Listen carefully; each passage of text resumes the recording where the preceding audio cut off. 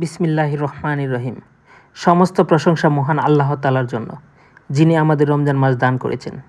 দুরুদ ও সালাম প্রিয় নবী হজরত মুহাম্মদ সাল্লাল্লাহু আলাইহি ওয়াসাল্লামের প্রতি। প্রিয় ভাই ও বোনেরা, রমজানের সবচেয়ে মূল্যবান রাত হলো লাইলাতুল কদর, যে রাত হাজার মাসের থেকে উত্তম। আল্লাহ তাআলা বলেন, লাইলাতুল কদর হাজার মাস অপেক্ষা উত্তম। সূরা আল কদর আয়াত নম্বর 3।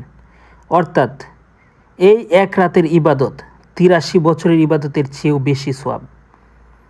আজ আমরা জানব লাইলাতুল কদরে কি কি আমল করা উচিত, কোন আমল সবচেয়ে বেশি গুরুত্বপূর্ণ, কিভাবে রাতটি কাজে লাগাবেন। লাইলাতুল কদর কখন? রাসূল সাল্লাল্লাহু আলাইহি ওয়াসাল্লাম বলেছেন, রমজানের শেষ দশকের বেজুর রাতগুলোই লাইলাতুল কদর অনুসন্ধান করো। সহিহ বুখারী।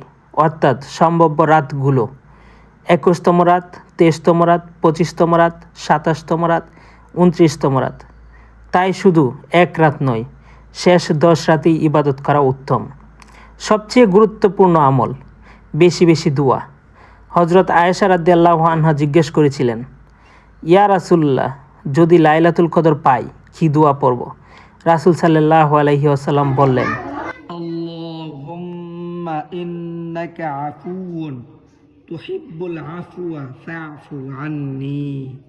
অর্থ, হে আল্লাহ, আপনি ক্ষমাশীল, ক্ষমা করতে ভালোবাসেন, তাই আমাকে ক্ষমা করুন। এই দোয়া বারবার পড়ুন। লাইলাতুল কদর হলো কুরআন নাজিলের রাত, তাই এ রাতে কুরআন তেলাওয়াত করুন, অর্থ বুঝে পড়ার চেষ্টা করুন, ধীরে ধীরে পড়ুন। অল্প পড়লে মনোযোগ দিয়ে পড়া বেশ উত্তম। নফল নামাজ ও তাহাজ্জুদ।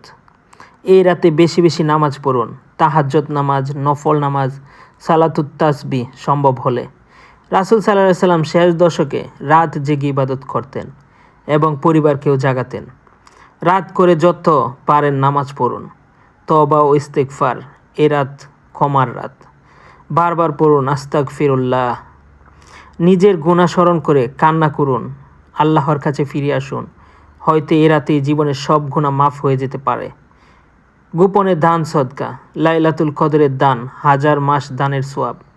গরিবের সাহায্য করুন, মসজিদে দান করুন, গোপনে সদকা দিন। গোপন দান আল্লাহ বেশি পছন্দ করেন। জিকির ও দুরুদ শরীফ। এ রাত নষ্ট করবেন না মোবাইল বা গল্পে। পড়ুন সুবহানাল্লাহ, আলহামদুলিল্লাহ, আল্লাহু আকবার। দুরুদ শরীফ। জিকির হৃদয়কে জীবিত করে। কি কি কাজ এড়িয়ে চলবেন? অপ্রয়োজনীয় কথা, সোশ্যাল মিডিয়ার সময় নষ্ট, গীবত ও খারাপ আলোচনা, রাত জেগে শুধু খাবার বা আড্ডা। প্রিয় ভাই ও বোনেরা, হয়তো এই রমজানই আমাদের জীবনের শেষ রমজান। আমরা জানি না আগামী বছর বেঁচে থাকবো কি না, তাই লাইলাতুল কদরকে গুরুত্ব দিন। এ রাত বদলে দিতে পারে পুরো জীবন। আল্লাহ যেন আমাদের সবাইকে লাইলাতুল কদর পাওয়ার তৌফিক দান করেন। আমিন।